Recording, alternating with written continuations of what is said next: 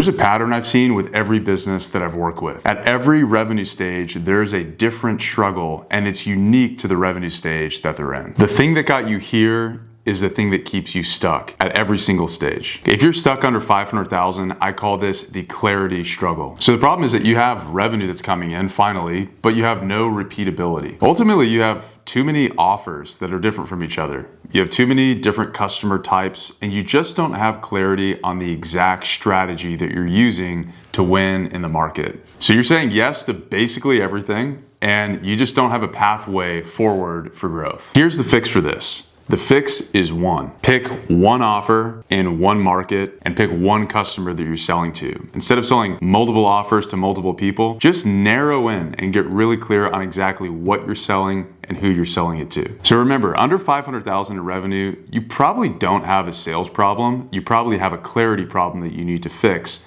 And if you do, that's going to lead to more sales. Now, if you're stuck under 2 million in revenue, this is what I call the founder struggle. You are the business and you're exhausted. You're the top salesperson, you're the bottleneck for every decision, and everything has to go through you, the founder. Now, the fix for this is to document everything. We need to document what's in your head and get it on paper and train someone else to do it so that you're no longer the bottleneck inside of the organization. Once you do that, you're gonna break past that $2 million revenue plateau. Now, if you're stuck under 5 million in revenue, I call this the infrastructure struggle. The problem here is that growth is outpacing your ability to execute. I mean, all the right things are happening, the company is growing, but you can't keep up with the growth. So you're probably repeating the same mistakes over and over. It's like the same things keep happening wrong, but you don't have enough margin or bandwidth to fix it. You probably have people who are in leadership positions, but they're really not leading. You probably have a lot of managers,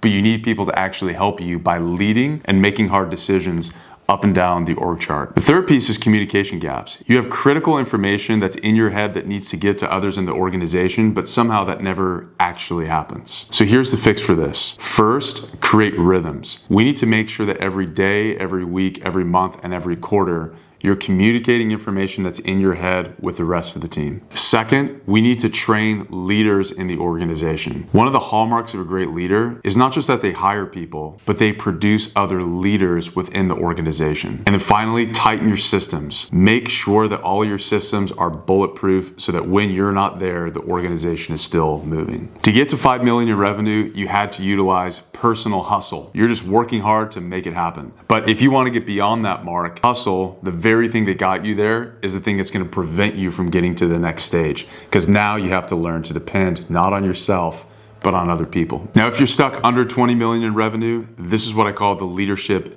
depth struggle. So the business is working better than it ever has before, but the problem is the business is more dependent on you than it ever has been. And we need to figure out how to replicate you, the key man or the key woman, because that's where the most risk is in the organization. What you see here is a founder who built a great company, but they can't really seem to let go of the controls as much as they need to. And the thing that's gonna be hurt the most is the culture. A company from 10 to 20 million might have 50 employees. And if you're in that range, there's no way that you can be the only chief bearer of culture. We need to make sure that other leaders in the organization are also leading the culture, not just you, or else the whole thing's going to break. There's probably nothing that can kill an organization faster than confused culture. So the fix for this stage, if you want to break past the $20 million plateau, is we need to develop a leadership pipeline. So we need to make sure that you're not the only leader, but you actually have a process, probably a training system to not just bring in, but also train up new leaders. Maybe you have a 2 or 3 year training program that you take a few key employees through so that you're actually building your replacements in real time. Additionally, we want to make sure that we're systematizing culture. Culture is not something that's just going to happen the right way without you being intentional about it. Now, culture is there whether or not you want to admit it, but if you actually want to design culture, we have to make sure, for instance, you have clear core values that you're talking about